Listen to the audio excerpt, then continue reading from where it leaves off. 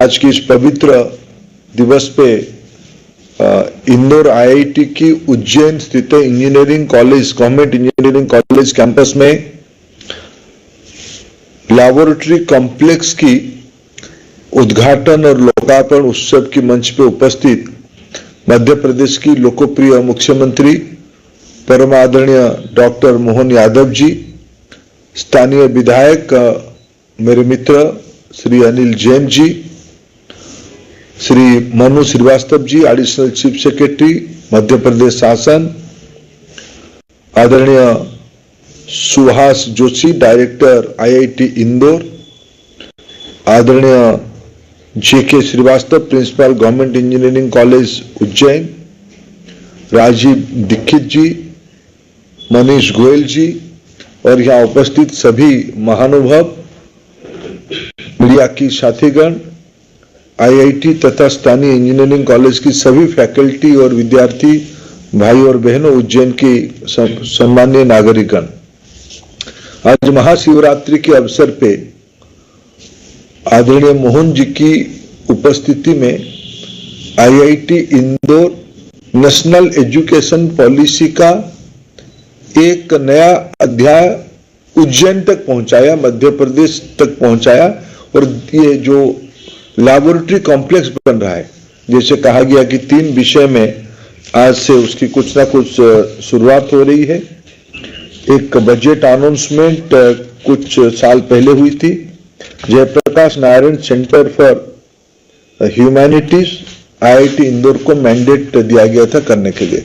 IIT Indore ने उसमें digital humanities के बारे में एक विषय जोड़ा और उसको उज्जैन में स्थापित करने का फैसला किया है। मैं मानता हूं ये एक सही फैसला है। उसके अलावा आज एक centre for experiential learning of innovation and technical education, ये सी एलिट करके जो संस्था की जो लैबोरेटरी की लोकार्पित किया जा रहा है, ये एक महत्वपूर्ण कदम होगा 21वीं सदी की विद्यार्थियों के अंदर एक नवाचार की विषय को आगे लेने के लिए। और अंत में जो सबसे महत्वपूर्ण विषय आने वाले दिनों में इस परिसर में होने वाला है, जिसके बारे में आदरणीय मुख्यमंत्री जी ने अपने मनोगत में प्रकाश कर रहे थे, उज्जैन की विशेषता, शिव भगवान की विशेषता और जो हम सभी की जिंदगी में समय के अपने आप एक वैज्ञानिक महत्व है। चलता है तो समय के हिसाब से, टाइम के हिसाब से, उसको काल गणना को ही हम मानते हैं। काल की अपना एक गति है। ये सारे का कहीं ना कहीं तो एक वैज्ञानिक प्रमाण ढूंढोगे तो उसके एक उत्पत्ति स्थल है। हम ये सब मानते हैं, भारतीय संस्कृति और सभ्यता की जो अध्ययन करने वाले लोग हैं, भारतीय ज्ञान परंपरा की जो विद्यार्थी, ये सब मानते हैं ब्रह्मांड की काल गणना की एपी सेंटर, उत्पत्ति स्थल हमारे पवित्र स्थल उज्जैन है, ज्ञान की नगरी। अनेक भारतीय संस्कृति में अगर विभिन्न कालखंड में हम उसको देखते हैं, ये कोई एक आधा महापुरुष नहीं जन्मे हुए हैं, अनेक महापुरुषों की ये नगरी है उज्जैन। और उसकी एक आधुनिक खगोल शास्त्र की एक आधुनिक आवश्यकता को पूरा करने के लिए भारत की आईआईटी समूह की ओर से आईआईटी इंदौर उसकी लीड ले रही है और उज्जैन में ही उसको लैबोरेटरी किया जाए। ये एक 21st सेंचुरी की भारत की एक देन होगा, विज्ञान को अपने मूल जड़ तक ले जाने के लिए, पुनः स्थापित करने के लिए एक बहुत बड़ा पहल आज महाशिवरात्रि की 2024 मार्च 8 के दिन में आज। और एक दूसरा महत्वपूर्ण दिन है, आज अंतर्राष्ट्रीय महिला दिवस है।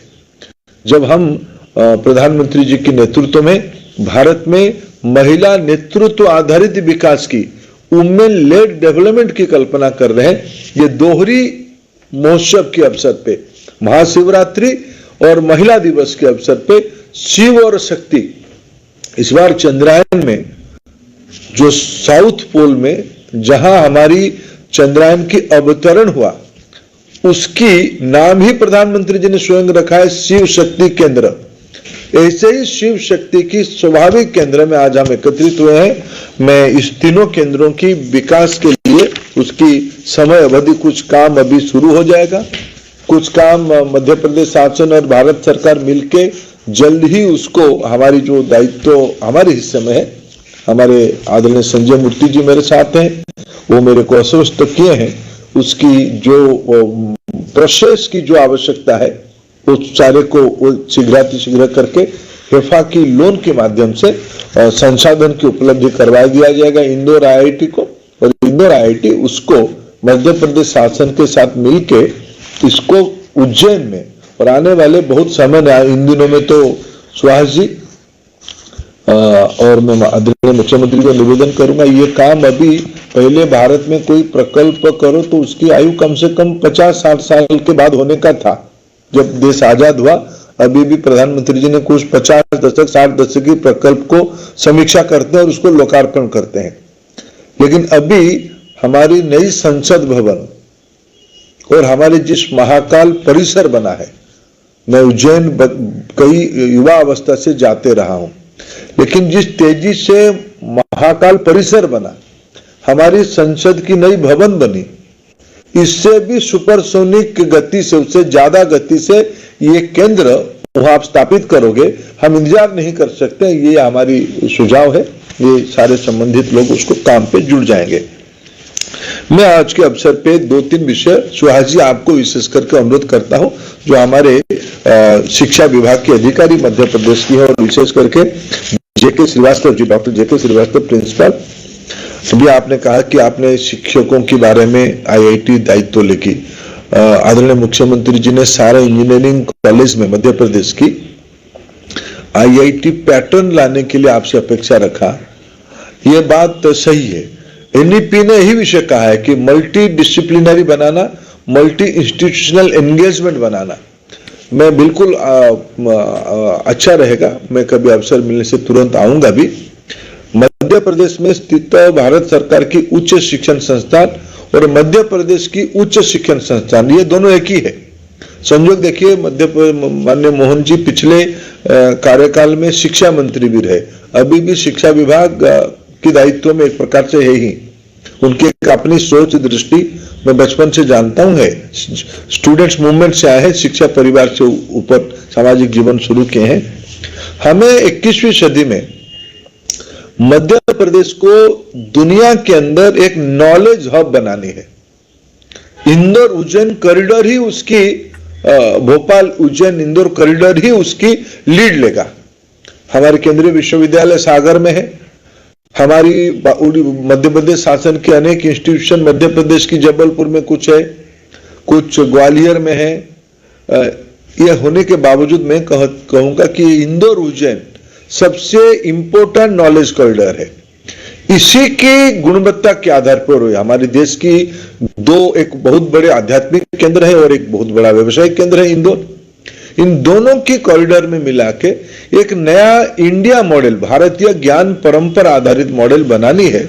इसकी एक फ्यूचरिस्टिक रोड मैप आने वाले 3 महीने में सुहास जी आईआईटी इंदौर के नेतृत्व में बननी चाहिए। आईआईटी इंदौर उसकी लीड ले, मध्य प्रदेश के लिए लीड ले, देश के लिए लीड ले, जिसमें, और मैं आपको कहूं कि मैंने कभी आपने 2 साल पहले के मेरे दौरे के बारे में उल्लेख किया। मैं जो 2 साल पहले मोहन जी कुछ समय में इंदौर आईआईटी में बिताया था, मैं इंदौर की सिविल इंजीनियरिंग डिपार्टमेंट की जो मुख्य है, जो कुछ समय अस्थायी डायरेक्टर रहे आईआईटी इंदौर की, वो मेरे को बता रहे थे, वो मूलतः मध्य प्रदेश की ही है, तो मेरे को बता रहे थे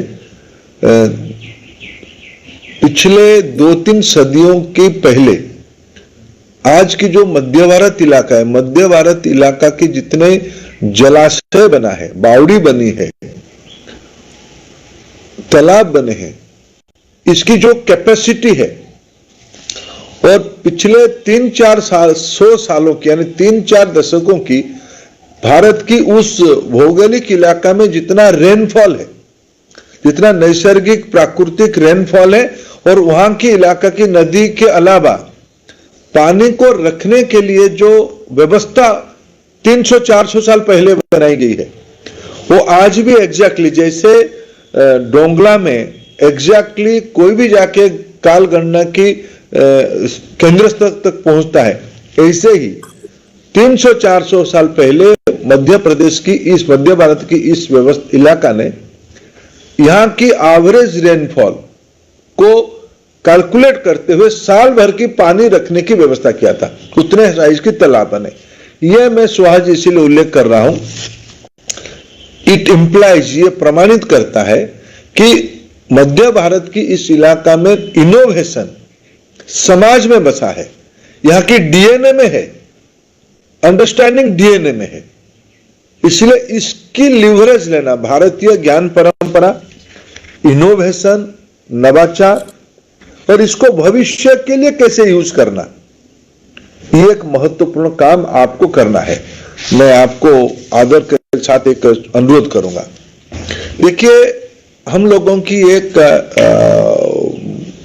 धारणा है, हम नवाचार को, इनोवेशन को, डिजिटाइजेशन को, नई दुनिया को जोड़ने के लिए हमें एक सीढ़ी चाहिए। हमारी मन में एक भ्रम है, उस सीढ़ी की नाम है इंग्लिश। मैं सुहास जी आपको एक जेपी नारायण सेंटर में एक अध्ययन, एक वर्कशॉप करिए, वर्कशॉप इसी के ऊपर करिए। आपने कहा कि JP Narayan, Jayaprakash Narayan centre of digital humanities की सेंटर आप बनाओगे, उसमें पहला टॉपिक की चर्चा करो कि इनोवेशन के लिए, डिजिटाइजेशन के लिए ये काल गणना है क्या? ये तो उस समय की हमारी एआई है, उस हमारी ह्यूमन इंटेलिजेंस आज की एआई को प्रिवेल करता है। वो हजारों साल पहले हुई थी। इसको समझने के लिए आपको इंग्लिश की सहारा लेना नहीं पड़ेगा, भारतीय भाषा को ही जाना पड़ेगा। तो संस्कृत में जाइए, बाद में हिंदी में जाइए। जब तक विज्ञान, ये सुहास जी के नाम लेके मैं आपको बार बार कह रहा हूं, यहां बाकी जो इंजीनियरिंग और साइंस की जो प्राध्यापक बैठे हैं, मैकॉले ने हमारे रीढ़ तोड़ने के लिए हमारी भारतीय भाषाओं को दबा के अंग्रेजी की महत्व बढ़ाया। इसके अर्थ नहीं कि मैं ये नहीं कहूंगा आज हम इंग्लिश को छोड़ देंगे, हम इंग्लिश भी पढ़ेंगे, लेकिन क्रिटिकल थिंकिंग के लिए, मौलिक चिंतन के लिए जब तक हम अपने मूल भाषा में इसको नहीं समझेंगे, नहीं पढ़ेंगे, वर्णन नहीं करेंगे, हम खुद को परिप्रकाशित नहीं कर पाएंगे, खुद को एक्सप्रेस नहीं कर पाएंगे। इसीलिए मैं इंग्लिश के खिलाफ ना जाते हुए क्रिटिकल मास हमारा नवाचार को भारतीय भाषा में ही समझे।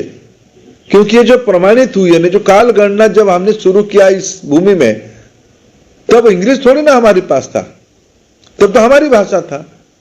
महर्षि संदीपनी वेद विद्यापीठ उज्जैन में स्थापित हुई है।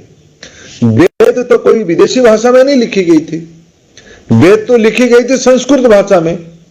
और इस भाषा की ताकत देखिए, आज भी वेद बाद में प्रारूप भाष्य से आकार लिया है, लेकिन मूल तो वेद एक विचार रहा। विचार के समय में गुरु बोलते थे, शिष्य उसको आत्मसात करके और एक पीढ़ी को ले जाते थे। यह हमारी परंपरा रहा है।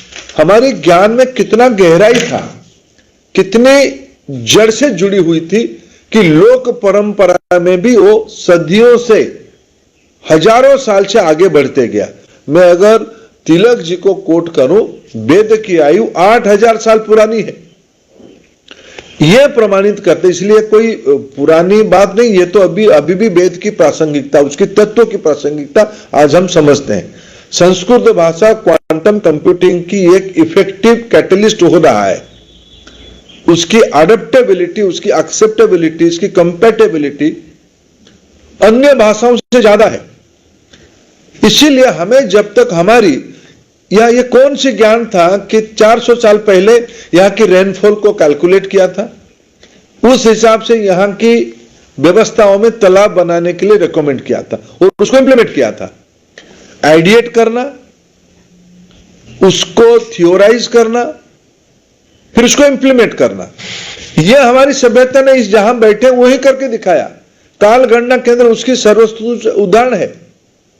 इसलिए हमारे विज्ञान को भाषा के साथ जोड़ना, आज की पवित्र दिन पे आज हम सब मिलकर संकल्प ले, हमारी भारत की नौजवान, भारत की नई पीढ़ी, गणित की उनकी जितना दक्षता है, दुनिया में किसी नई पीढ़ी के पास, किसी सभ्यता के पास इतने ज्ञान गणित की जितने हमारी है उतना नहीं है। इसीलिए मेरा अनुरोध रहेगा आज के पवित्र दिन पे हम लोग मिलके मध्य भारत को, मध्य प्रदेश को ज्ञान की एक नई पीठ बनाए, पूरा इलाका को हम नई पीठ बनाए। यहाँ का लाइवलीहुड, यहाँ का सस्टेनेबिलिटी, यहाँ का लॉजिस्टिक, यहाँ का वाटर मैनेजमेंट, यहाँ का क्वालिटी ऑफ लाइफ में हमारी भारतीय ज्ञान परंपरा और आधुनिकता, जो एनईपी की दो प्रमुख रिकमेंडेशन है, रूटेड बट फ्यूचरिस्टिक, इसकी एक बहुत बड़ा लैबोरेटरी ये हमारे मध्य प्रदेश बने, इंदौर उज्जैन कॉरिडोर बने। उसी कॉरिडोर की, उसी बड़े इमारत की आज हमने एक ईंट रखा है। ये मेरे लिए भी अत्यंत सौभाग्यशाली अवसर है, बड़ा पवित्र अवसर है। मां काल जी के आशीर्वाद से हम लोग सब एकत्रित हुए। मैं आप सबको आज के अवसर पे अनेक अनेक शुभेच्छा देता हूं।